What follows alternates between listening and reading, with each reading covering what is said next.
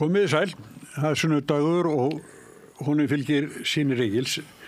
Við erum konið hérna með góða gesti en svo í seinni hlutunum þá koma til okkar fólki sem sækjast eftir formennsku í VFR.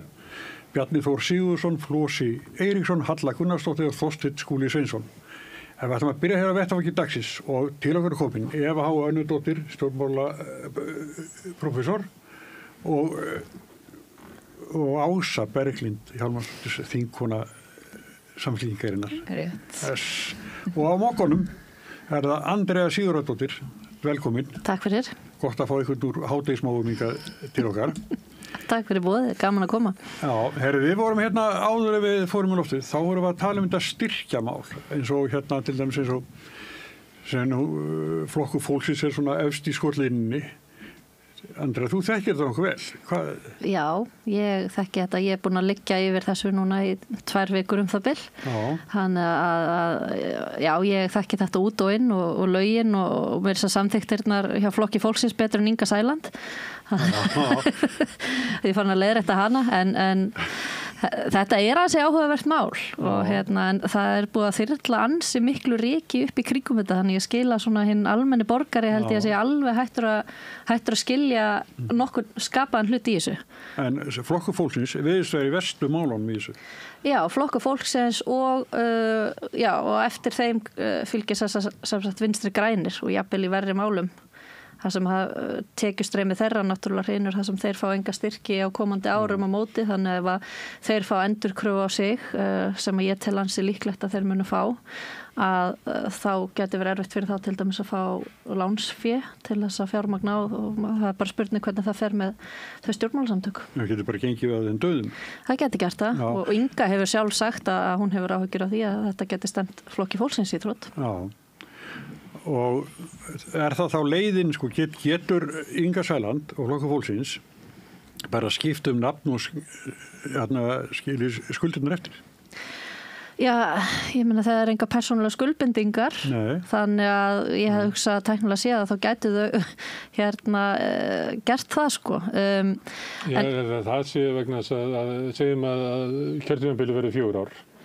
Og flokkur fólksins núna með fleiri þingmenn og meira fylgjendur en nokkuð haft. Þannig að það verið mjög undarlega og ég held að sé bara einhver sem dottið í hug að bara byrja upp á nýtt því að það þessi kennitala sem að fær styrkina út kjörtímabilið og það þá nógu peningur til þess að borga þess að skuld eitthvað. Því að þið munast því þegar flokkur heimilanna bauð sig fram og þá var það gert á kennitölu sem þau fengu lánaða hjá okkur bræðrum held ég sem að voru eitthvað pæli í pólitíka því þau voru að drífa sig að bjóða fram og síðan þegar þau náðu ekki ná þing en þau fengu styrk og þá tóku bræðurnir bara kennitöluna og tóku peningana og það frægt og ég held að þeir hafi bara játað því að meðal annars notuðu peningana til að fara á heimsmeistarmótið í fótbolta í Brasilíu og eitthvað fleira Þannig ég held að sé vel nýttir peningar. Já, en ég held að sé ef að flokkur fólksins þarf að endurgreiða það sem ekki alveg ljóst. Ég held að það sé nokkuð ljóst að fyrir þessi ár það sem uppfylla ekki skilyrðin að þá held ég að það sé engin undankomu leið önnur en að því opinbera verða að gera endurkröfu. Það myndi setja stórhættulegt fordæmi ef þeir allt í einu ákveða að allir aðrir þurfi alltaf að greiða en í þessu tilfelli þá ætlum við ekki að gera það því að þetta voru nú bara eitthvað svona smáatriði og þá erum við samt að tala löggjafann sjálfan. Þessi stjórnmálaflokkar eru hluti af löggjafanum sem settu þessi lög sjálfir sig sjálfa og uppfylla síðan ekki þau lög sem sett sjálfur sig sjálfa. Það væri... En upplýsingaskylda. Hvað segirðu? Upplýsingaskylda stjórnvalda. Já. Það leiðbeiningaskylda. Já, það einhver leiðbeiningaskylda en ég myndi samt halda að hún sé minni þegar þú ert að tala flokka sem að settu þessi lög sjálfur. Inga Sæland var flutningsmaður þessu frumvarpi. Hún var með mann í nefndinni, framkvæmdastjóra flokksins sem vann í nefndinni sem að bjóð til þessa tillögu. Hún hefur sagt að sjálf í fjölmiðlum að hún hefði vitað af þessum formgalla og þau hefur bara svona alltaf ætlað að gera eitthvað í þessu en gerði það svo ekki. Þannig að ég held að sé rosalega erfitt fyrir stjórnmálaflokka sem sjálfur settu þessu lög að bera fyrir sig að opinbera hefði átt að vera með einhverja leiðbeiningaskyldu. Og ég held að sé lágmarkskrafa á stjórnmálaflokka að þeir þekki lögin sig sjálfa. Þetta ekki stór eða flókin lagabálkur. Framkvæmdastjórarnir sömdu lögin. Já, ég segi það. Þeir sömdu, þetta nefnt þarna sem var að baka þetta og vinstri grænir voru allt í öllu þarna sko og þeir uppfylltu sjálfur ekki skilyrðina fyrir en seint á síðasta ári. Þannig að ég held að það sé rosalega erfitt fyrir þá að bera fyrir sig eitthvað svona, já, bara það er nú ekki hægt að ætlast til þess að maður viti þetta. Bara ef það er ekki hægt að ætlast til þess að þið viti þetta, er þá hægt að gera nokkra reynustu kröfur á hinn almenna borgara. Já, hvað er þá fyrir okkur sem eru svona eftirlaunum ef að við vinnum fyrir 10.000 krónur meira í skipti, þá er það strax farið, sko. Inn bara, eitthvað segja náðan líka að vera með álægi, með 25% álægi. Nei, þú varst að segja það. Ég get sagt þetta að ég fekk á mig kröfu frá Fæðingarorlofssjóði af því að ég lendi í mjög slæmu slysi í fæðingarorlofinu mínu og þurfti að sækja þess að frá stéttarfélaginu mínu þess að sjúkradagpenninga. Svo er það, tekur það eitthvað mánuð að afgreiða það og svo er það greitt út sko eftir á í sama mánuð og ég er aftur byrjað að fá fæðingarorlofspenningana. Og þá fæ ég síðan kröfu frá Fæðingarorlofssjóði, ég hafi verið með of mikla tekjur í þessu mánuði. Og þá átti ég að endurgreiða mismuninn og ég held að það verið 25% álag alveg örugglega og rétturinn á þessu fæðingarorlofi sem að ég átti að endurgreiða, hann stofnast ekkert aftur. Þetta var alveg svívirðileg framkoma en sem betur fer að þá gæti ég bara sýnt fram á að þessi greiðsla átti við manna tímabil og ég slapp með skrekkin þarna en hinn almenni borgari beittur hörku ef að hann uppfyllir ekki minnstu skilyrði. Það er ekki allir sem að geta varist, sko, þá þú hafi getað það, sko. Það er nefnilega málið. En í þessu máli náttúrulega, já, þetta er svona svolítið skrítið því hér er verið að tala hvort að sko stjórnmálaflokkur sé stjórnmálaflokkur. Já. Og eins og við ræddum áðan, þá eru lög stjórnmálaflokka þau að þau búa sig fram til Alþingis og ná að kjöri, það gerir stjórnmálaflokk. Þannig ég held að sé margt sem að þarf bara að skoða í þessu. Þetta er náttúrulega mistök sem átt sér stað í stjórnsýslunni og hjá fyrir stjórnvöldum og það er búið að gefa það út núna að þetta verði bara skoðað. Og við erum ótrúlega spennt að fara að snúa umræðin í aðrar áttir heldur það hvort að stjórnmálaflokkar séu stjórnmálaflokkar og týnt skópur og tilfinningaleg tengsl við fundaherbergi og fara að tala mál sem að snerta hag almennings í þessu landi, sko. Mér finnst þetta samt rosalega mikil einföldun á málinu því þetta snýst ekkert að vita allar flokkur fólksins er stjórnmálaflokkur og að lögum er stjórnmálaflokkur en hann er það ekki að rekstrarformi. Hann hefur ekki skila ákveðnum bara grunnupplýsingum sem að þarf að skila til þess að hljóta þessa styrki og fyrir mér er það bara alvarlegt mál. Lög sem að hann átt að þekkja.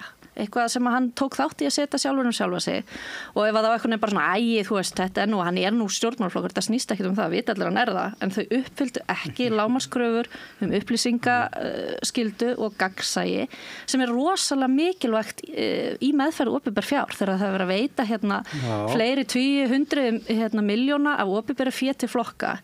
Að þeir allavega gangist við því að skila af sér þessum lágmarksupplýsingum og gögnum í nafni gagnsæis þannig að það sé hægt hafa það sem að markmið lagana er að eftirlit með meðferðinni og aðhald almennings og þetta eru bara ofboðslega mikilvægir þættir og mér finnst einmitt að ríkisstjórnarflokkarnir allir hafi komið saman og gert rosalega lítið úr því sem að þetta mál snýst um. Við erum nú með stjórnmálafræðingu í borðið.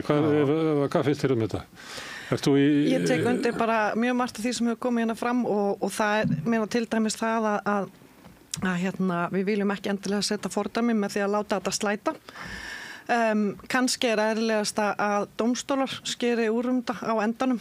Það er verið að tala mögulega... Hver ætti að fara með það fyrir dómstól?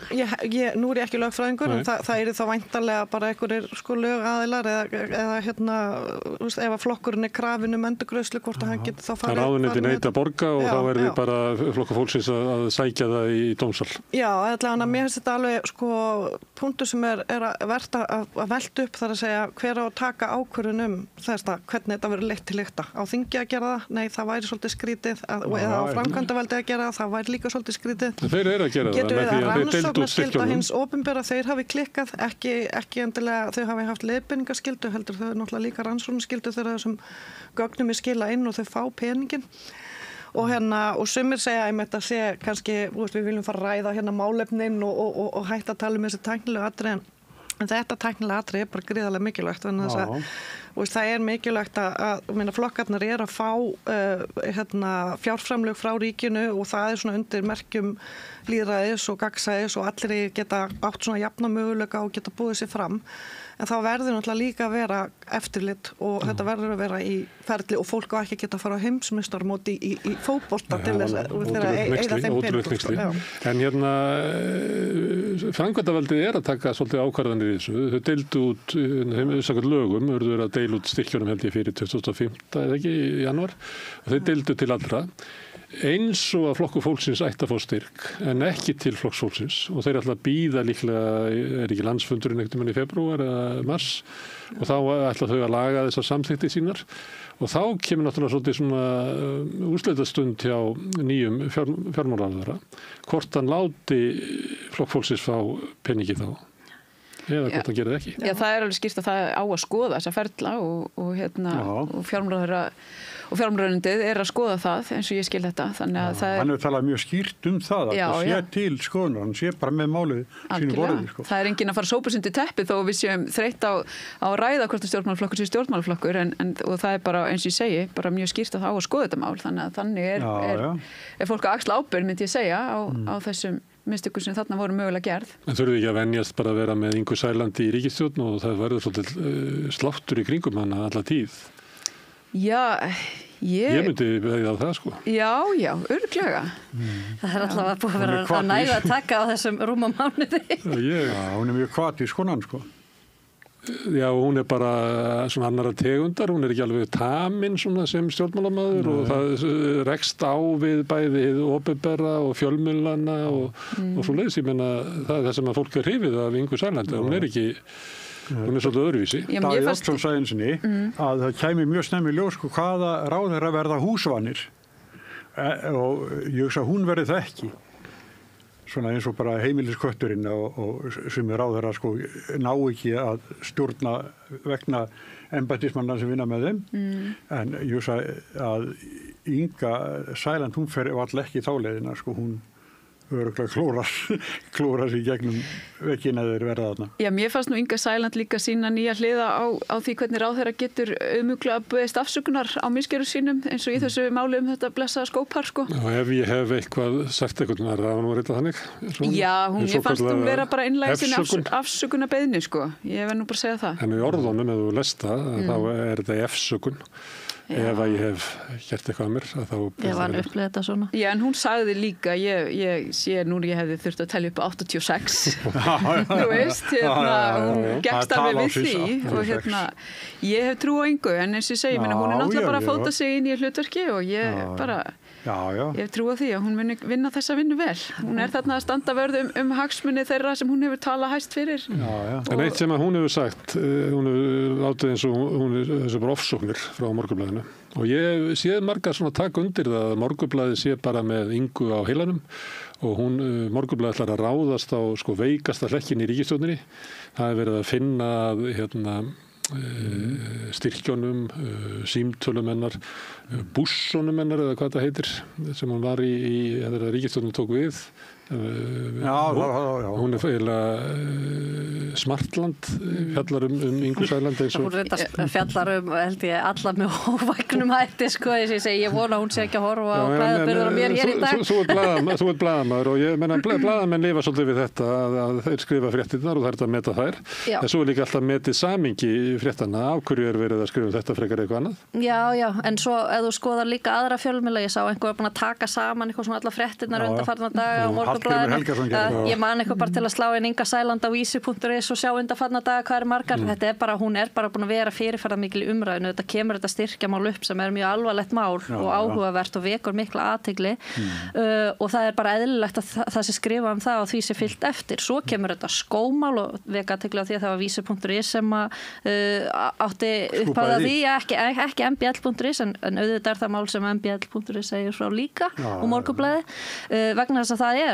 það líka stórt mál. Mjög sérstakt mál. Og svo kemur upp þetta með mjög sérstakt smámál. Mjög sérstakt smámál. En ég hugsa nú að það mál sé nú bara mestu frá. En svo það þarna varandi strandveðarnar og hann Sigurjón Þórðarsson. Svo kemur það upp sem að hann þau einhvern veginn fá þarna inn í þessa stefnu yfirlýsingu stjórnvalda að stórauka í rauninu veru strandveðar. En maður sá það að Hanna Katrín, hún var ekki meðvituð það að þetta hefði áhrif á Sigurjón Þórðarsson sem er að taka við formennsku atvinnuveganefndar með beinum hætti sem að hefur tekjur á strandveiðum. Hann líka skráður svona hvað hagsmunni, hann þetta fyrirtæki í hagsmunaskrá hans inn á alþingi.is. Já, ekki undir tekjumyndandi. Nei, það ekki. Hann ekki verið á standveiðum. Já, var hann ekki 2024? Já, hann var allavega núna í sumar var hann en þetta er skráning frá 2023. Það í góðu lagi, en mér finnst þó skrítið að það hefur verið gengið þarna að þessu borði að skrifa þessa stefnuyfirlýsingu og að fulltrúar hinna ríkisstjórnarflokkana hafi ekki verið meðvitaðar þessa hagsmuni og hann sé settur síðan yfir þessa nefnd. Ég get alveg, ef ég væri Hanna Katrín þá væri ég ekki dvoðalega glöð með þá stöðu sem að hún í rauninni sett í þegar hún síðan spurð út í þetta, hún veit bara ekki neitt málið. Þetta 4. eða 3. partur í þessum bát sem hann á. Helmingur, það ekki? Á móti konu sinni? Nei, ég las bara, hann vætti, Já, ég þekki þetta mál ekki alveg nógu vel en ég sé bara að hann sagði sjálfur frá því að þessi hagsmunaskráning sem liggur fyrir frá því að hann kom inn sem varaþingmaður. Þingmenn eru þessa dagana að uppfæra hagsmunaskráningar sínar og þannig að ef ekki bara sjá hans. Ég segi hagsmunaskráningin ekki aðalatrið. Aðalatrið að það er búið að setja mál á dagskrá þar sem hann á að hafa forgöngu yfir ákveðinni nefnd sem bókstaflega tekju aukandi frá hann. Ég held að margir innan flokks fólksins hefðu kallað spilling að minna tilefni gagnvart öðrum flokkum. Mér finnst þetta ekki eðlilegt. Eva, heldur að þessi ríkisstjórn eigi svona erfiðari daga vegna þess að hún hefur ekki svona stuðning sterkra fjölmiðla eins og Morgunblaðsins og Viðskiptablaðsins. Það er nú gaman að lesa Viðskiptablaðið stundum því það ekki ánægði með þessa ríkisstjórn. Þetta er allt eitthvað voða miklu rasnar sem þannig eru.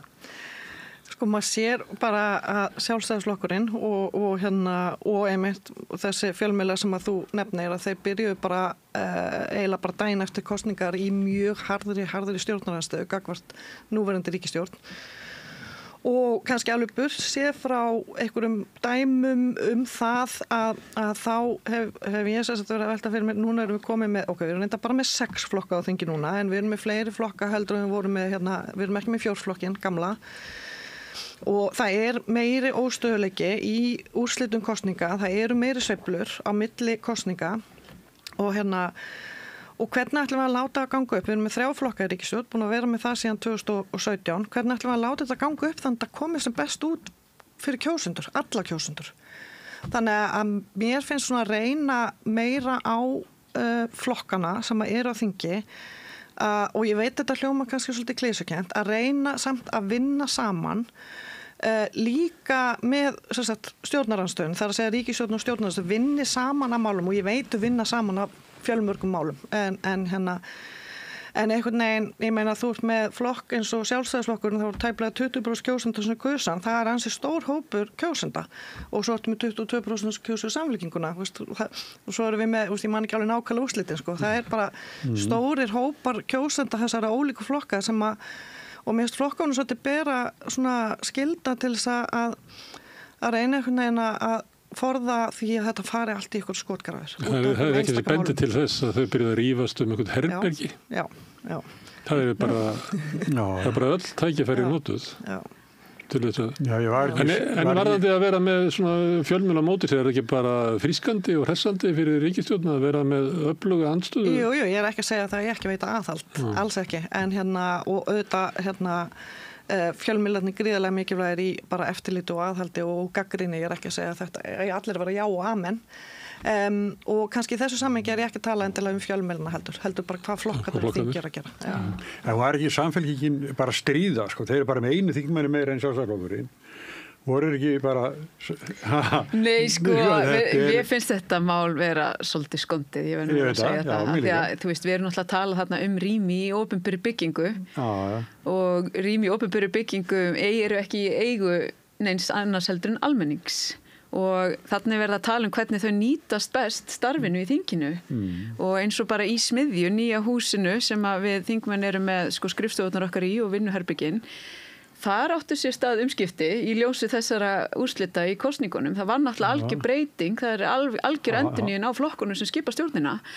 Þannig að þeir flokkar sem voru upp á 4. hæð, það sem í stjórnarandstöðu, þeir eru þar saman, þeir eru núna fluttir, þessi sem skipa ríkisstjórnina niður á 3. hæð og Sjálfstæðisflokkurinn. Er betra að vera því það? Nei, þetta bara eitthvað svona, þú veist, ég veit ekki af hverju 3. og af hverju 4. en þetta bara þarna gengur þetta út af það að flokkar sem mynda sama ríkisstjórn eru saman, þeir eru nálægt hvort öðrum. Og það er það sama og við verðum að tala í þessu máli, að með þessu herbergi þá er hægt að hafa flokkarna sem að mynda stjórnina í kallfæri, svo kölluðu, þó svo enginn sé kannski kall á milli herbergi, en þá er bara gott að vera með sameiginlega vinnuaðstöðu. Og þessar reglur eru auðvitað sem að verða vitna í voru búna til 2016 og ég held að forsætisnefnd muni bara endurskoða þær núna þegar hún kemur saman. En sko, í hvað átt til þess að ná herbyggina af sjálfstæðismönnum? Þetta breyta reglum til þess að ná. Þetta er eitthvað. Nei, heyrðu, ég ætla að segja að ég man tilbaka, sko, það var Framsókn fór einhver tímann á hausinn í einhverjum kosningum og þeir í græna herbygginu sem hinn með gangi. Já, og Vinstri grænur fengu það. Já, þau eru að fara út og þeir kvörtuðu mjög sáran Framsóknarmenn eða fór út úr græna herbygginu. Það voru myndir Hermann Jónasson og einhverjum Framsóknarmönnum og uppum alltaf ekki og hérna Mér fannst hvernig Sjálfstæðisflokkurinn svaraði vera svolítið kostulegt, sko. Það var svona, við komum nú hingað undan. Þetta var, ég man eftir einhverju setningu í bíómynd, þar sem var verið að tala við mann sem var í ítölskum ættum í Bandaríkjunum. Og það var að benda honum á það að við sem komum frá Englandi og Þýskalandi hérna fyrst, þetta okkar land, sko. Þú bara gestur hér. Við komum hingað á undan. Þetta var eins og bara einhverjum óvart að íhaldsflokkurinn sé íhaldsamur með hefðir og herbergi sitt. Ég meina þetta nú alltaf sjokkernandi. Nei, ég meina sjálfstæðismenn hafa náttúrulega verið stærsti flokkurinn og valda mesti flokkurinn á landinu oftast til þessa, en nú bara breytt staða. Einhver 1-2% stig. Já, en það er samt breytt staða. Þetta var eitt sæti í fundarsalnum, sko. Já, en þetta snýst líka þetta hagræði á milli flokka, eins og ég var að segja, milli stjórnarflokkana og svo eins og bara með Framsókna. Það var að mála herbergið og skiptu myndi. Og annað eins enn og gert. En ég meina eins og dæmi með Framsóknarflokkin, svo bara juku þeir aftur við þingstyrk sinn og fengu þú aftur herbergið. Sjálfstæðismenn þurfa bara að fara að undirbúa það. Ég hefði verið á landsfundinum, náum herbergin aftur. Bara aðgerð áætlun. Ég meina það gæti orðið fyrir að síðar ef þessi ríkisstjórn heldur áfram að vera að lenda í svona vandræðagangi. Það er sko þegar Viðeyjastjórn Davíðs og Jóns Baldvinsson þá var náttúrulega Sjálfstæðisflokkurinn í bláa herberginu og kratarnir í rauða herberginu sem var svolítið þröngt fyrir þá manni var þetta er bara eitt langborð, þetta er lítið herbergi en þeir voru samsatna í 4 ár. Já, það er nú ekki gluggalust en það er mikill munur á þessu. En það haldið að verið átökum þetta? Mér finnst það mjög skrítið ef að Sjálfstæðisflokkurinn ætlar að fara. Já, ég sé það verður bara mjög gott myndefni ef að þeir húka þarna 2 og 2 inn í herberginu og í einhverju fílu á meðan að við reynum að vinna að hag þjóðarinnar inn í þingsal, sko. Mér finnst mjög skrítið að fara að breyta reglum til þess að ná einhverju herbergi. Þetta er notabene ekki stærsta herbergi, það er eitt herbergi sem er einhverjum sentimetrum stærra, þannig að hvað er það? Ég man ekki hvar það er, en það er eitt af þessum herbergjum sem er eitthvað færanlegt.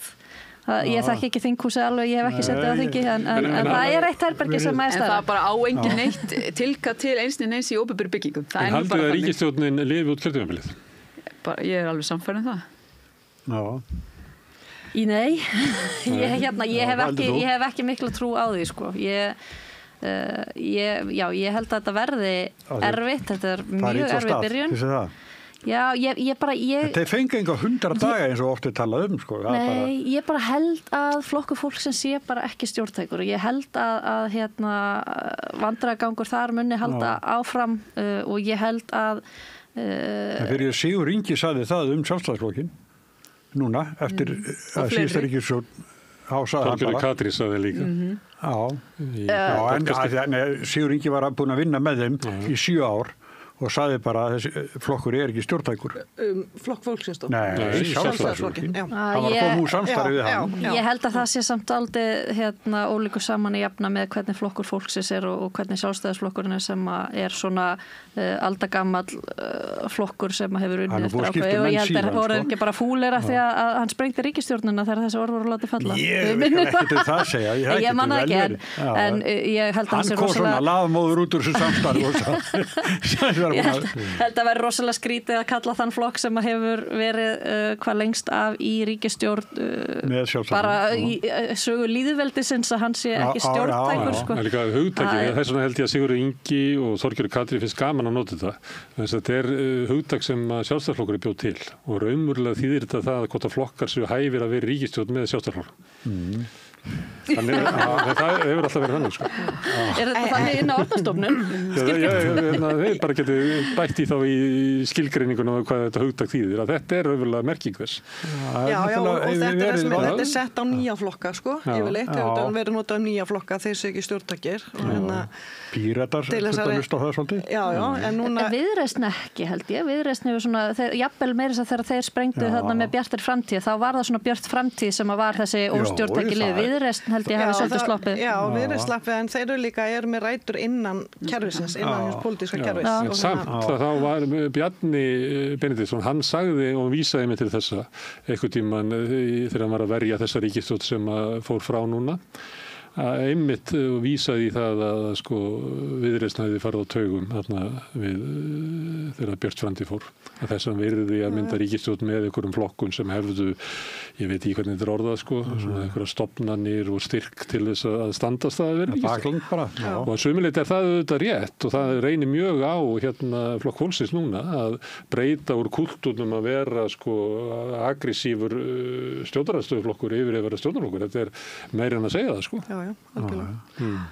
En ég held að sé sko of snemmt að spá þessari ríkisstjórn falli. Við þurfum aðeins að leyfa að byrja sko. Já. Og við skulum ekki gleyma því að ríkisstjórn Katrínar Jakobsdóttur var spáð falli eða þessi 7 ár sem hún satt, svo fjallin á endanum. En ef maður horfir bara sko málefnalega að segja það þá eiga þessi 3 flokkar sem eru núna saman ríkisstjórn þeir eiga meira sameiginlegt heldur en VG, Sjálfstæðisflokkur og Framsókn og þá sérstaklega Sjálfstæðisflokkur og VG á sínum tíma og það má ekki gleyma því sko að það að sitja við að vera við völd að það er rosalega mikill hvati til þess að halda ríkisstjórninni saman en ég tek alveg undir það sem er kannski svona óþekkt að breyta allavega enn sem komið er kannski svolítið Flokkur fólksins að því hann er nýr og við þurfum að sjá hann kannski svona breytum kúrs fara úr stjórnarandstöðugirnum yfir í ríkisstjórnar og bara ég held að við þurfum bara aðeins að anda rólega og gefa þeim aðeins meiri tíma sko. Og það er ekki líka átök innan Flokks fólksins að það hafa verið menn reknir út úr flokknum fram og tilbaka. Þannig að það er eiginlega flokkur sem er ekkert svona minni villikatta vandi þar heldur að var í VG sem náttúrulega var mjög sérstakt fyrirbrigði í VG það sem var rosalegu flótti frá flokknum eiginlega alveg bara frá hruni sko. En þegar hún rak Ólaf Ísleifsson og Karl Böða þá voru þeir náttúrulega á launaráðum sko. Þeir voru að tala við Framsóknum að ganga yfir til þeirra. Þannig að það er náttúrulega sko trúnaðarbrestur sko anskotan sko. Sjálfstæðismaður ákvað ekki Gunnar Thor og það myndi það ríkisstjórn með öðrum. Nei. Þannig að það er allt til í þessu sko hvernig þú heldur saman flokk. En svo aftur hvernig þú fór núna með Jakob og Tomma, það var aftur annars mál sko, alltaf öðru vísi. En varðandi ríkisstjórnina, mér veist maður vita svo lítið, því að stjórnarsáttmáli var náttúrulega þunnur, það er ekkert gagnrýni í því, hann var bara þunnur og mjög svona óljós og almennur. Síðan eru liðin allavega mánuður sem ríkisstjórnin var mynduð og það kom þetta ákall sparnaðartillögur.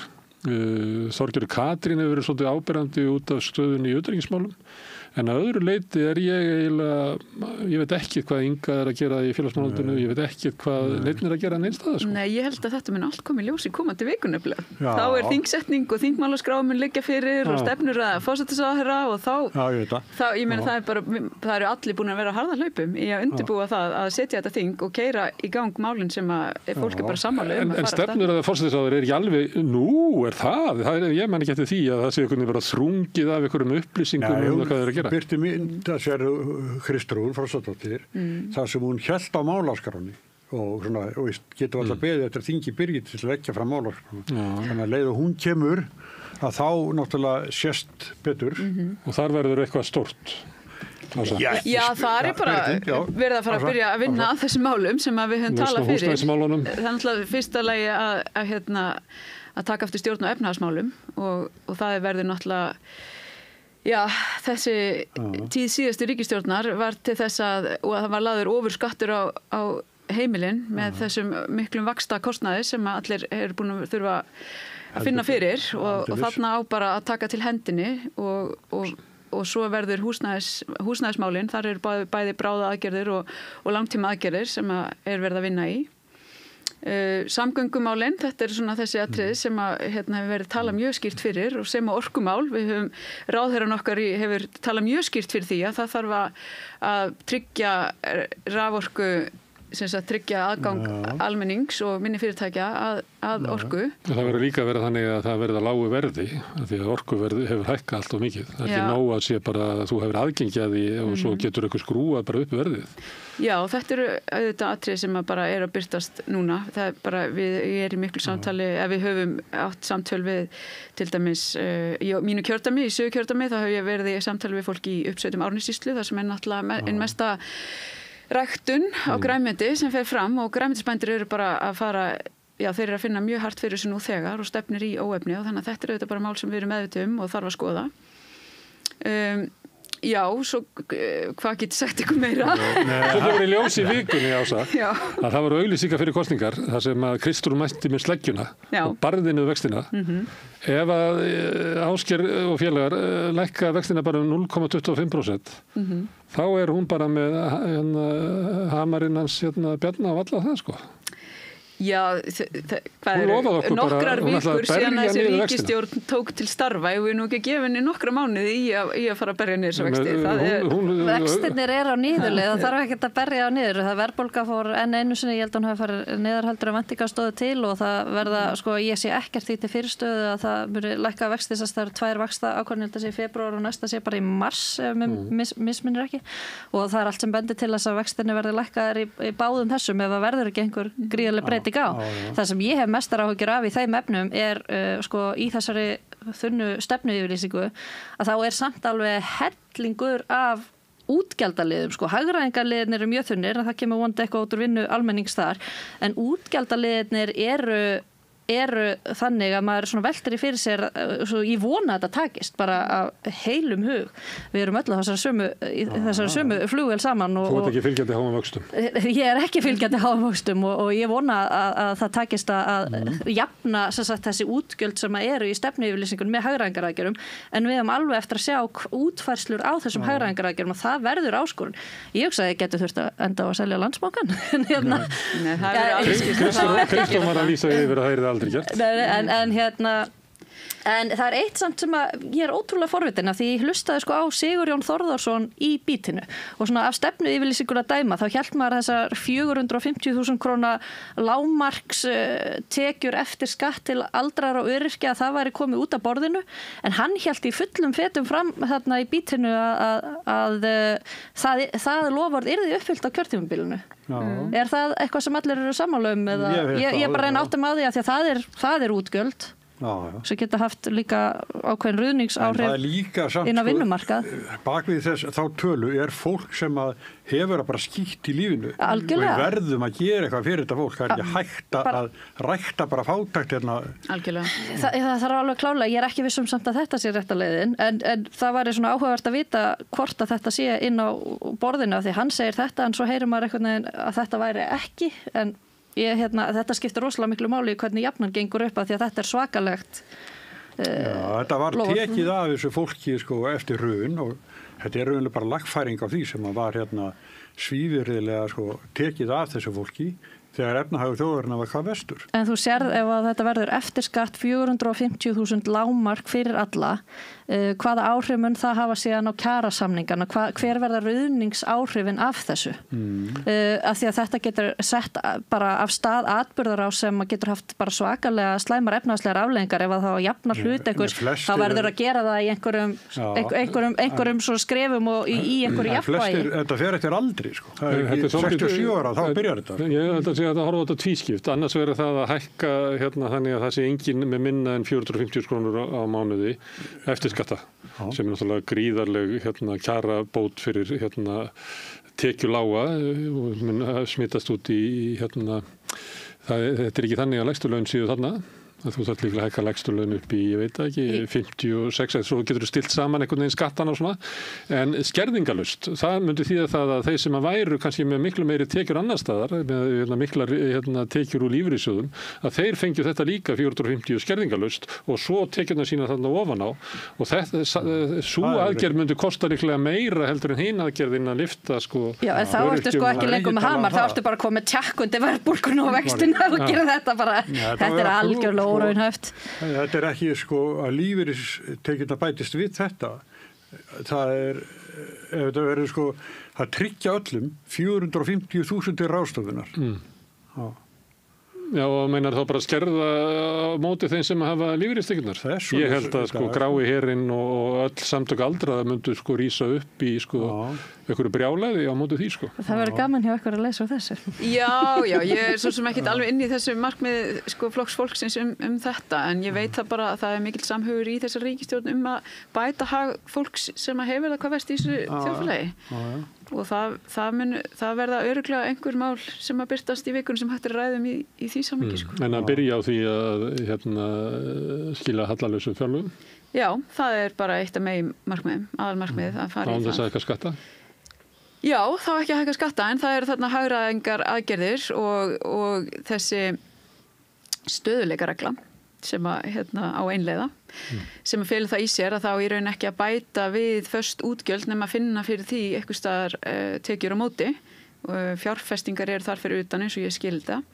Nú í þessari hagræðingu þá verið að tala til dæmis að sameina stofnanir, leggja niður eitthvað af þeim ótal nefndum sem eru til staðar, skoða opinber innkaup og fleira og þetta náttúrulega þegar vel tekst til með hagræðingur þá það náttúrulega tekið aukandi fyrir ríkissjóð. Þannig að þarna erum við bara bjartsýn að vel takist til og margar góðar tillögur sem hafa komið undanfarið. Og svo kennaraverkfall. Já, það kennaraverkfall, mögulega. Ég hef nú ekki fylgst með fréttum í dag. Það víst þannig að þegar fólk að ríkisstjórnin að skrifa upp óskalista sinn hvað þau vilja, þá kennaraverkfall ekki þar á listanum, það sem að helst vilt. Það reynir mjög á ríkisstjórnir í sögunni.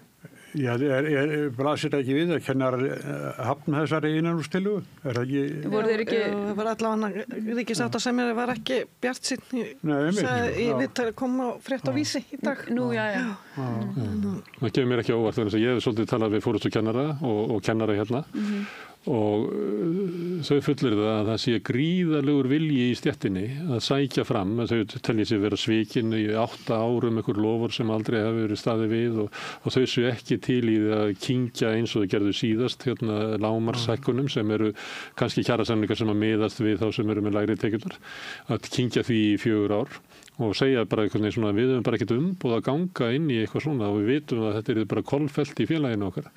Og við sjáum það líka þegar það eru atkvæðagreiðslur verkföll að það ég held að það enginn vafi á því að sko kennaraforustan með umboð sinna félagsmanna svo þú finnir auðvitað einn og einn kennara kannski hann Símsen sem nú orðið þingmaður eitthvað svona sem á móti þessu að þá held ég að sé og við sáum þetta líka í BSRB þar sem voru ekki 99% sem að greiddu atkvæði með verkföllum þannig að þarna úti sko gríðarlegu vilji til þess að sækja sko eitthvað svona réttlæti sem og kennararnir upplita bara búa við mikið óréttlæti og þau vilja sækja það og gera það með verkföllum. Já, ég hef bara mikla samúð með málstað kennara. Þetta náttúrulega ótrúlega skýtt að þessi samningur frá 2016 að honum hafi ekki verið framfylgt og það átt að gerast innan 10 ára þar að segja jöfnun launa eftir að þau gáfu eftir lífeyrisréttindi sín. Og nú liðið 9 ár af þessum 10 árum sem var sett fram sem markmið að klára þessa jöfnun. Það er ekki gert fyrir en bara 10. ára kemur. Já, eða ekki, skiljum, ég veit það ekki alveg, en ég hef bara mikla samúð með þessu, mér finnst, þú veist, ég skil alveg þau upplifis í svikin. En þá það náttúrulega ríkið, af því að þetta sveitarfélögin eigi fyrir þessu, sko. Þannig að það þarf að ríkið þarf að koma inn í þetta, ef að á að mæta einhverju liti kröfum kennara, þá verður ríkið að stíga inn. Og mér finnst talandi ríkisstjórnina og þessa 100 daga eða hvað heitir það, sem hann á að eiga inni. Mér fannst það skrítið að sjá sko menntamálaráðherrann á handboltamóti og einhverju ráðstönd í Póllandi og ég myndi líta á þetta sem bara eitt sko stóra verkefni sem ný ríkisstjórn á að taka í hvernig ætla að leysa kennaradeiluna. Og ég hafði eitthvað orðið varfið það að ríkisstjórnin sé annað en bara að fylgjast með þessu svona Já, forsætisráðherra að hún hefur átt samtöl við ríkissáttasemjara en þetta eru samninganefndir að störfum, þannig að ég veit ekki hversu mikið ráðherrar eiga að grípa inn í. Þetta verður ekki leyst öðru. Það er nú verið við flesta kjarasamningar það endaðir í stjórnarráðshúsinu. Er það ekki? Sérstaklega við opinbera starfsmenn. Já, við opinbera starfsmenn, já. Það er nú ósami við félagprófessora, við erum að bíða eftir að félagkennara semmi og fylgja svo eftir því. Já, við erum bara ekki nú stórt og öflugt félag eins og kennarasambandi. Þið hefur ekki haft sterkt verkfallsvopn. Nei. Það er orðin hefð fyrir því bara. Það er sömu í raun og veru sömu vonbrigði eins og KÍ með þess að jöfnun launa á millimarka og það. Og það tókst að semja við lækna og hjúkrunarfræðinga í fyrsta skipti síðan Guð má vita hvenær, 10 ára eða eitthvað. Já. En af hverju er ekki semja við kennara? Kannski gerist helgina. Já, ég vona það innilega þegar þetta er náttúrulega ekki gott fyrir neitt ef að þetta fer í þessi verkföll og allra síst börnin sem bara þurfa og eiga rétt á náttúrulega menntun og svoleiðis. En þegar við horfum við í þingið, þá er líka stjórnarandstaða, Sjálfstæðisflokkur, Miðflokkur og Framsóknarflokkur og hann eru nú svona einhverjir krossa sem að gangi ekki upp, sko, eins og að Framsóknarflokkur og Miðflokkur verði eitthvað samstitt í stjórnarandstöðu. Stjórnarandstöða velur sig náttúrulega ekki saman og það er ekki hægt að gera kröfu á stjórnarandstöðu að hún sé samstíga. Nei, en svo er Sjálfstæðisflokkur, hann er búin að boða mjög harða stjórnarandstöðu. Segist það eru góðir í stjórnarandstöðu, sem ég held að sé ekki þetta eðast að Sjálfstæðisflokkurinn er mjög öflugur og grimmur stjórnarandstöðuflokkur. Já. Það er bara þannig. En hann er svolítið óvanur í. Nei, ég meina, það var 2009-2013. Já, það var þá sem að Bjarni sagði að við líki skila lyklunum. Já. Það var mjög ákafur. Það er eina sem ég man eftir stjórnarandstöðunni þá.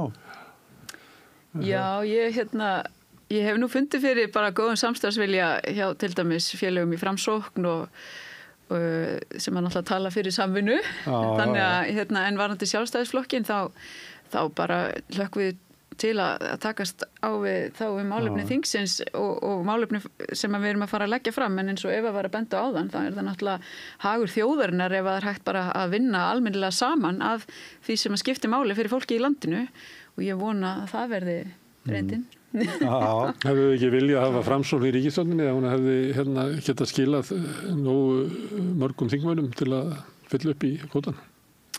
Ég veit það nú ekki. Vilt þú þá færi flokku fólksins út? Það er svona talað það að svona í aðdraganda kosningarna þá hafi þetta verið draumaríkisstjórn Kristrúnar og Þorgerðar Katrínar. Það var Framsókn. Flokkur fólksins sé ekki fyrsta val. Ég meina, er þetta ekki bara vitað? Jú. Þetta hljómar allan mjög sannfærandi. Hvernig var stjórnarandstaða síðast? Var hún alveg mikið til í að vinna með og allir bara saman? Það var sama þar. Það var miðflokkurinn var svolítið. Það er bara gangur stjórnmáluna að stjórnarandstaðan á að sína ríkjandi valdhöfum aðhald. Það er bara mjög nauðsynlegt og ég vænti þess að sjá bara hörku og góða stjórnarandstöðu frá öllum þessum flokkum. Ég var hitt að tala fyrir því að það er einhver samstíg stjórnarans, það bara alls ekki. En Sjálfstæðisflokkurinn er náttúrulega skiptu fórstu. Já. Sem er nú sögulegt. Formaður og varaformaður ætla ekki að gefa kost á sér. Og þá er bara allt opið. Og engi búin að bjóða sér fram. Þetta er eiginlega mjög undarlegt. Áslaug. Já, fyrir utan hana. Finnst þú það ekki skrítið þessi bara komin einn kandidat? Það kemur á morgun eða hinn frá hvað Gulli ætlar að gera. Var það búin að segja það? Svara á mánudaginn? Nei, hann sagði nei, eftir helgi. Þegar hann spurði mánudaginn, nei, bara fljótlega eftir helgi. Hann er svona mánudag, þriðjudag, miðjudag. Hún var ekkert einn í frambúði en þetta er náttúrulega, það er ennþá þó nokkra vikur til landsfundar og kannski er fólk svona að halda þú vilt ekki byrja slægin og snemma, það verður allir bara svo þreyttir allar að vera viku eftir viku í þessu sko. En er ekki hægt að skilja henni eftir eina þá eru bara Sjálfstæðismenn svona venjast tilhugsuninu og hún taki við? Já, ég þekki það ekki hvort að það sé en ég reikna með að það komi frambúð núna í vikunni frá Guðlaugi Þór. Það kemur ofboðslega mikið óvart ef hann myndi ekki fara fram. Ég held bara að hann langi þetta of mikið. Þetta búið að vera draumurinn hans síðan hann var 15 ára, ég held að hann hafa sagt að hann var 15 ára gamall þegar hann ákvað að verða formaður Sjálfstæðisflokksins og núna þegar Bjarni farinn og stóllinn opinn, þá kemur rosalega óvart að hérna hann myndi bara, nei, veistu, þetta bara búið hjá mér, þegar ég hef enga trú á því. Páll Óskar myndi neita að taka þátt í Eurovision. Það bara passar ekki. Sko, mig dreymdi fyrir nótt ég væri veislu hjá Guðrúnu Hafsteins. Ég held að túlka það þannig að hún bara muni standa uppi sem sigurvegari. Já, þetta verður svona partí bara. En hvað er þessar kosningar? Það er náttúrulega persónur. En er þetta stefnu? Getur þú lesið það? Er munur á... Mér finnst Áslaug Arna, ég hlusta á ræðin hennar og það sem að hún sagði meðal annars, það eru breytingar, núna getur maður bara verið í fermingavislunum og tala um að maður sé hægri manneskja verið ekki fyrir árásum, sem að mér skrítið að heyra vegna þess að það var alltaf þannig í gamla daga að þú, það var eiginlega komst næst í að segja ekki neitt að vera sjálfstæðismaður, það voru alltaf hinir sem að voru með puttan á bringunni að þurfa að svara fyrir sína skoðanir. Og svo sagði hann, maður getur hlutans að vera að ræða um útlendingamál, sagði hann.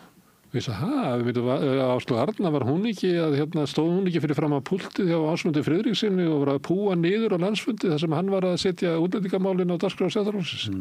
Þannig að ég held að hún væri svona fulltrúi, hvað myndi að segja, svona frjálslyndi hluti Sjálfstæðisflokksins. Já, minnst það þetta átt að með það. Ég veit að hún er mikil frjálshyggju manneskja, allan að tala þannig, sko. En eitt af þess að mér hefur fundist áhugavert að fylgjast með henni er að það var bara verið, hún er búin að vinna að þessu formannsframboði bara leynt og ljóst í örugglega miklu lengri tíma heldur hún að ég ger mig grein fyrir. Og hún verið setja tónin með, sko, hún ætlar að reka harða hægri stefnu, talar um að fara aftur í rætunar og þau eru að tala svolítið öll um það af því að flokkurinn er ekki í ríkisstjórn. Ræturnar er það ekki svona kristilegi demokratískar rætur Sjálfstæðisflokksins? Svona Bjarni Ben eldri og sá tími, er þetta ekki svona, þetta ekki hægri? Það hefur verið lengi þessir armar frjálslindis og íhalds í flokknum, svo myndi koma þeir saman og skapa gott jafnvægi. Já, og svo bara, þegar ég er að tala um frjálshyggjuna þá er ég að tala um frelsi markaðarins og svona frjálslindi er svona oft, það er oft talað um það svolítið svona óljóst, það er margt sem fellur sem þar undir. En ég held að auðvitað snúast þessar formannskosningar eins og alltaf persónur og ekkit endilega, ekki endilega svona einkalíf fólks heldur bara hversu mikil hæfni þau hafa í þetta starf. Og tón og blæ, eitthvað nefn. Já, og þetta hlýtur líka snúast það bara hver verður svona vænlegu kostur fyrir flokkin að leiða flokkin í stjórnarandstöðu. Og það er alveg komið mér á óvart að það hafi ekki komið fram frá Guðlaugi Þór af því að hann fekk 40% atkvæði síðast og kannski er hann bara kanna baklandið og sem að því það hann er að reyna að meta það, hef ég séns eða ekki. Já. Og það sem að bendiði til þess að hann er ekki búin að gefa sig fram er að það bara, hann er ekki að fá skýr svörum hann hafi raunverulega séns. Kannski. Ég meta þannig. Ég veit ekki hver strategían er. Svo er að Guðrún Helgadóttir sem að misti fyrsta sæti í sínu kjördæmi. Hafsteinsdóttir. Já, það er verið að sækja sér henni umræðan er þannig. Hún er alltaf að fengja áskorunir víða úr sínu kjördæmi. Já, mjög víða, já. Suður kjördæmi er mjög samheldi kjördæmi, mikil tryggð við sína menn þar. Maður hefur séð eitthvað sem hafa kannski stuttu Gulla síðast og að vinna með honum sem eru úr suður kjördæmi. Það er bara ef að Guðrún fer fram þá auðvitað styð ég hann sem er úr mínu kjördæmi. Þannig að það er svona biblíubeltið. En verður formaður ekki að fá 50% atkvæða? Jú, það er annar, svona ætti náttúrulega forsetakosningarnar að vera líka. Það er að sá sem að sigrar sé með sterkt umboð. Þannig að ef þið fara 3 fram að þá tel ég mjög mikla líkur á því að það verði 2 umferðir. En þetta er spennandi. En það er sveitafélagið þitt, Ása. Ölfus. Þar er íbúar lýðræði. Já, það allavega birtist okkur í loka árs með íbúakosningum verkefni Hætuberg, sem er sementsrisi þýskur. Og þið felduð? Kolfelduð, Já, samt er það er haldnir fundir og þetta svona. Já, ég meina, ég finnst það nú bara vera í nútíma samfélagi með alla þessa miðla og svona, þá finnst mér ekki hægt að tala um það að þú veist, með því að bara að skipulagsgögnin liggi fyrir að þar með aðgengi íbúa tryggt að upplýsingum máli þegar kannski skipulagsgögnin telja mörg 100 blaðsíður. Þannig að það halda fundi og setja gögnin fram á mál sem að fólk skilur finnst mér bara að vera mikill ábyrgða hluti kjörinn og fulltrúa í dag. Og sérstaklega í máli eins og þessu sem að mun bara hefði haft mikla breytingar á allri ásýnd á sveitarfélagið. Já. Og ég var nú þar í minni hluta sem sagt í sveitarstjórninni, eða bæjarstjórninni í Ölfusi. Ertu búin að segja þér það? Já, búin að því. Frábært fólk sem að taka við þar. Þannig við íbúalistin sem er listin okkar þar bara stendur áfram með því bara að fyrir upplýstri umræðu. Og það auðvitað, nú Carbfix næsta dagskrá, þegar við erum alla búin að klára eitt mál, þá kemur annað svona sem mikið ágreiningsmál eins og hefur birst í Hafnarfirði allavega. En við lögum miklu áherslu á það að bara á sama tíma og sveitarstjórnin myndi skrifa undir viljayfirlýsingu að þá á sama tíma fengju íbúar mjög góða kynningu á verkefninu. Því að það náttúrulega upplýsingar eru bara lykilatriði í öllu þessu máli og í viljayfirlýsinguna fengum við líka núna að taka þátt í að móta hana. Þannig að það svona sveitarstjórnin að læra eins af fyrri máli. Það ekki bara kjósa Carbfix eða? Nei, við erum alla farin að staði í málinu. Það var bara verið að rita undir viljayfirlýsingu. Þannig að nú fekk minnihlutin að koma að gerð viljayfirlýsingar og við settum til dæmis inn þar ákvæði að sveitarfélag sjálft myndi standa fyrir íbúafundi þar sem að umsagnaraðilar í til dæmis umhverfismati fengu þar plattform til þess að koma sínu sjónarmiðum framfæri. Af því að þetta getur ekki verið einhliða þó svo að sumi telji verkefni bara vera mjög gott fyrir umhverfið og ég sjálf ekki búin að mynda með skoðun á þessu að þá bara mikilvægt öll sjónarmið í svona stórum málum fá að heyrast og í þessu máli þá geta líka íbúar fengja kjósum, það kemur fram í viljayfirlýsingunni eins og þeir hafa sannlega rétt á samkvæmt samþykktum þú veist ef að 20% íbúa kalla eftir íbúakosningu þá ber sveitarfélaginu verða við því tiltekið mál En má ég nefna Voldemort, Trump, sem búin að vera undirliggjandi í fréttum tvennt sem skiptir okkur miklu máli. Það náttúrulega þessi krísa sem komin inn í NATO og við þurfum einhvern veginn að hugsa það upp á nýtt. Og svo náttúrulega hann að sitja gríðarlega tolla á Kanada og minni toll á Kína og Mexiko og hótar tollum á Evrópusambandið. 25 á Mexiko, Kanada og 10 á Kína. Þetta getur haft bara gríðarlega alvarlegar afleiðingar fyrir Íslendinga sem eru mjög háðir utanríkisviðskiptum ef að kemst í gang svona eitthvað svona tolla kapplöp. Eru ekki alltaf með talsverðan útflutning til Bandaríkjanna? Jú. Ég held að þetta sé eitt stærsta viðskipta einstaka, en Evrópusambandi í heild miklu stærra en Já, en það alltaf eitthvað fiskur og líka við síðast þegar ég vissi var dollarinn stærsti útflutningsgjaldmiðillinn, hann stærri heldur en evran. Því að það eru olíuviðskipti og fleira að fara fram í dollar þótt að við kaupum frá Nóri held ég mesta olíunni. En hvað erum við ekki bara að sigla inn í tíma Trumps og ég meina það það margt sem að bendi til þess að þetta verði þróunin í heimsmálunum. Já, hann hefur allavega svona sett skífu líka á ESB.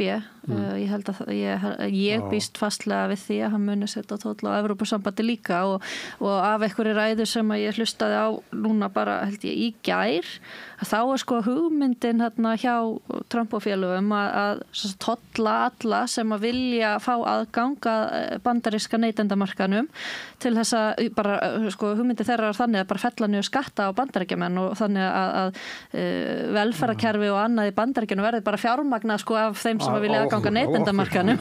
Þetta er alveg, já, ég skal ekki segja. En hann sagði að Mexikanar myndu borga vegginn sem hann reisa, múrin. Hann alltaf haldið þessu fram að það sé að hann með eitthvað triks að láta alla borga fyrir okkur. En ég hef ekki séð neitt svona taka beitt undir það að þetta sé hægt eða hafi verið gert í sögunni eða...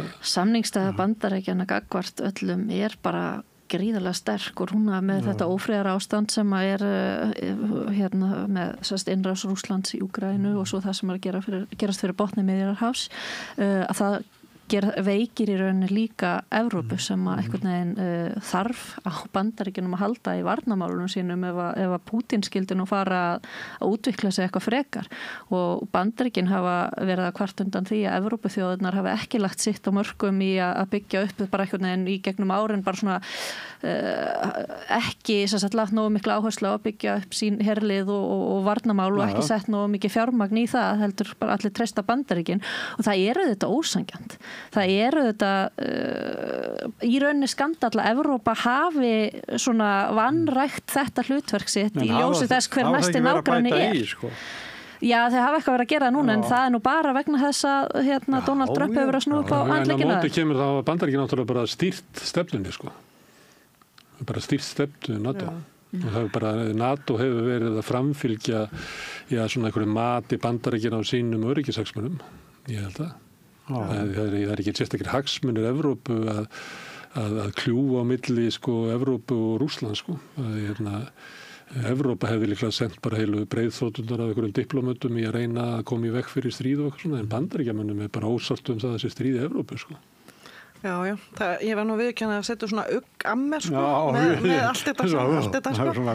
En já, líka bara, veist, Grænlands, áhugi Bandaríkjanna á Grænlandi og vera afturkallar réttindi, settra hópa í Bandaríkjanum og svona alls konar sem bara, setur gamanni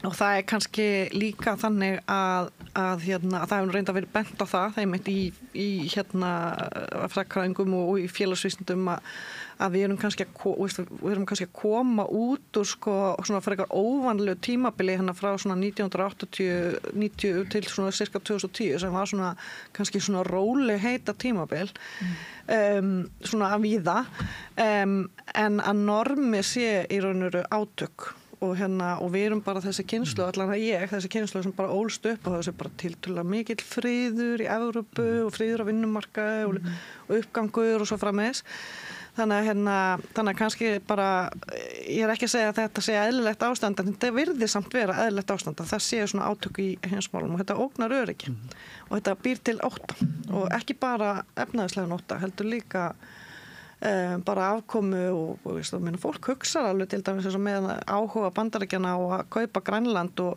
eitthvað gefi í skina að það er mögulega beitt hervaldi auðvitað býr þetta til ótta bæði hjá þeim sem búa Grænlandi og svo okkur þó svo að þeir sem að þekkja síðan eru sérfróður alþjóða öryggismál segja að þetta sé nú bara innan tóm hótun en það er ýmislegt sem hefur verið sagt sem hefur síðan orðið sko. Þannig að þetta er svona þetta minnir mig svolítið svona eins og ég held að stemningin hafi verið í kalda stríðinu sem að ég valla mann eftir en svo næsta herstu Bandaríkjanna varandi Grænland er á miðnusíði þannig að það er aðgæðilegt fyrir okkur ef herstu Íslandi myndi Bandaríkin líta á eða Pentagon lítur á að Íslands hluti áhrifasvæði sínu og mun aldrei sætta sig við það annað en að hafa fullt tök á Íslandi. Og ég menna við erum það. Þeir eru búin að setja upp svona færanlega flugherstöð. Það bara undanfarin ár búið að vera fjárfesta í því með svona þannig að það sé hægt að koma fyrir þarna og það er búið að vera að gera það víða Evrópu. Ég fyrir mitt leiti segi bara í því ástandi sem er í Evrópu. Evrópa er veik, hagkerfið þar er veikt, varnarmálin þar eru veik. Ég segi að Ísland á að hvað sem fólki finnst Trump þá held ég að við ættum að bara passa að hlúa að okkar sambandi og tengslum við Bandaríkin. Hall okkur upp á Bandaríkin. Hall okkur upp á Bandaríkin. Já, ég myndi gera það. Þeir séu að hóta því að taka yfir nágrannarlandar. Sjálfsögðu þarf að mæta því af einhver mótspyrtu sérstaklega þegar það er að ýja því að beita hervaldi. Þetta minnir mann á svona, það sem maður hefur lært í sögubókunum þegar að menn byrju að tala svona ég veit ekki hvort maður á að líka þessu sami, ég er ekki að líka Trump við hann, en þessi taktur, þessi orðræða var hjá Adolf Hitler áður en hann byrjaði hann að svona tala þetta og svo prófa hann að gera þetta og það hafði engar afleiðingar og þá hélt hann áfram sko. Þetta er ekki eins, það er ekki einhver einræðisherra eða neitt þannig, það er en þessi tónn sko, þannig auðvitað ber mann að taka hann alvarlega, sagan hefur sýnt okkur það, en þetta er ekki svona svart og hvítt að á sama tíma og maður þarf að hafa varan á gagnvart því að þá þarf maður líka að hlúa að þessu sambandi, því ég held að við getum ekki treyst á Evrópu ef allt fer til fjandans. Aðeins að því að það er Evrópu sinni hérna við borðið. Að því að þú varst að segja með kröfur Trump aukin útgjöld til hernaðar, þar sem að hann fyrir að kjörtímabilinu tala 2%, nú segir hann 5%, sem eru 10% af ríkisútgjöldum. Og þá hugsa maður, þetta líklega bara stefna sem að Elon Musk og félagar sem að vilja bara leysa upp ríkisvaldið og fara yfir okkur Mad Max veröld, sko. Að þeir hugsa sem svo að Evrópa hefur komist upp með það að með því að greiða ekkert í varnarmál og hernað að halda upp þessum velferðarkerfum sem okkar fólk síðan alltaf að benda á að okkur takið ekki upp svona heilbrigðiskerfi eins og í Danmörku. Þannig það er bara stefna okkar að þröngva Evrópu til þess að þau eigi efni á velferðarkerfinu sínu til þess að verja Mad Max velferðarkerfinu sem við ætlum að taka upp. Þetta er alveg nýtt sjónarmið sem ég... Það er að leika sér að því að hún nefndi Hitler og þá bara skipti ég Mad Maxinu. Já, ég hef þungar ágjör af mörgu af þessu sem að þið hafa verið að tala hérna og mér langar að leggja kannski sérstaka áherslu líka á það sem snýr að mannréttindum. Því að það var eitt af fyrstu verku Trumps að leggja niður til dæmis alla stefnur um DEI sem kallast, sem er fjölbreytileiki, jafnrétti og inngilding og bara reka fólk sem hefur verið að vinna að slíkum stefnum. Og þetta varandi eins og transfólk og náttúrulega innflytjendur, þú veist, þetta reynsla sýnir okkur að svona blæði svo út í önnur ríki. Þannig að ef að þeir einhvern veginn ætla að halda þessari stefnu, þá finnst mér finnst bara, það veldur mér áhyggjum hvernig heimurinn mun þróast, af því að svo hefur maður séð að stór fyrirtæki hafa fylgt á eftir og lagt niður þessar stefnur og annað í sínum fyrirtækjum og þannig að ég hef bara áhyggjur af þessu og auðvitað þessu viðskipta stíl. En Andrea, getum við hallað okkur upp að ríki sem að nætur svona? Sem er bara að skrúa ofan af mannréttinda baráttu síðustu aldar? Sko, eins og ég segi, þetta er ekki svart-hvítt. Það er ekki hægt að horfa á bara í svona röri. Nei, ég held þetta sé það ekki. Við getum ekki bara út af því hvernig þeir eru að haga sínum innanríkismálum. Við getum að sjálfsögðu að láta í ljós og fordæma að sjálfsögðu, en við getum, það væri algjörlega gali að við ætlum einhvern veginn að fara að fjarlægja okkur Bandaríkjunum. Ég held að sjá allir að það eru gríðarlega miklir hagsmunir sem að við eigum af því milliríkja sambandi, hvort sem okkur líkar betur eða verð. Við erum bara þessi litla eyja út í Ballarhafi, við getum ekki breytt því hvernig þeir nálgast hlutina því miður, en En ef íslenskir ráðamenn er að fara til Kína, þá viljum við að þau fara og tala um mannréttindabrót þar. En okkur gildir ekki saman Bandaríkin? Við ættum alveg bara sjálfsagt að tala um mannréttindabrót þar. Hvorki Kristrún eða Þorgerður Katrín, ég sé það ekki. Já, þau hafa til dæmis í þessu máli varandi Grænland, þá hefur Kristrún og Þorgerður líka lagt áherslu á það að grænlendingar sjálfur eiga náttúrulega að fá að taka ákvörðun sína framtíð. Og en eins og þú segir, þetta er ekki svart-hvítt og ég tek bara undir það. Við erum með tvíhliða varnarsamning við Bandaríkin og við höfum ekkert annað í höndunum, heldur við það núna. Þannig að ég, og eins þessi viðskiptasambönd. Og við erum með fríverslunarsamning við Kína, við höfum átt í viðskiptum við Rússland og við eigum ennþá í viðskiptum við Rússland og líka bara bæði beint og óbeint, í gegnum önnur lönd sem að kaupa þeim og selja svo okkur, Þannig að það er alveg þannig að hagsmunir allar þjóða eru af viðskiptasamböndunum og það er eitthvað sem getur komið í veg fyrir allt hlaupi í háa loft upp er þá að við séum þá allavega að reyna að brúa þau bil þar sem að við náum saman og eigum sameiginlega hagsmuni. Einhver sagði það að svona forseta fyrir heimsfrið væri milliríkja viðskipti þar sem að báðir aðilar hafa hag af. Þessu kenning fjall náttúrulega bara í Úkraínu stríðinu. Þetta var það sem að Þjóðverjar reyndu að gera með því að hafa bara öflug viðskiptasambönd við Rússland og það myndi leiða til fríðar. Þau voru svolítið einhliða þau viðskiptasambönd og þú þarft líka að tryggja þínar, að þú sért ekki búin að setja bara valdið algjörlega og vera algjörlega undir annari þjóð komin í viðskiptum. Það snýst ákveðið jafnvægi. Þess vegna er bestur okkur að eiga viðskipti við Bandaríkin og Kína og Rússland og bara hvert sem er. Og Evrópu. Þannig voru við í kalda stríðinu. Ég meina það voru fáir sem voru með jafnmikil viðskipti hlutfallslega við Sovétríkin heldur við, miklu meira heldur Skandinavíu og kannski ekki minna Finnarnir en samt að þá er það svona hluti af okkar kultúr að vera svona háð utanríkisviðskiptum að vera að reyna að hafa svona bara eðlilega viðskiptasambönd við alla og einhver leiti eitthvað högt í þessu þótt að við séum með fríverslunarsamningu Kína að þá eru til dæmis ódýru rafmagnsbílarnir frá Kína ekki hérna á Íslandi sko. Þeir kom ekki og okkur koma ekki af því að Bandaríkjamenn vilja ekki og Evrópa vilja ekki. Þannig að einhver leiti beygju okkur undir vilja þessara stórvelda. Það kom nú Pompeo kominga til þess að tala gegn því að við værum með belt og braut sem við vorum svona aðeins að byrja að hnusa af og líka skipta við hvað heitir þetta Hawaii var að tala gegn því og þannig að við erum svolítið undir þrýstingi frá stórveldinu að eiga ekki í frjálsum viðskiptum við bara alla. Þannig það. Já, bara ég þekki þetta ekki nógu vel til þess að tjá mig en við höfum nú allavega geta stundað þessi viðskipti og ég vona að við munum geta gert það út um allan heim.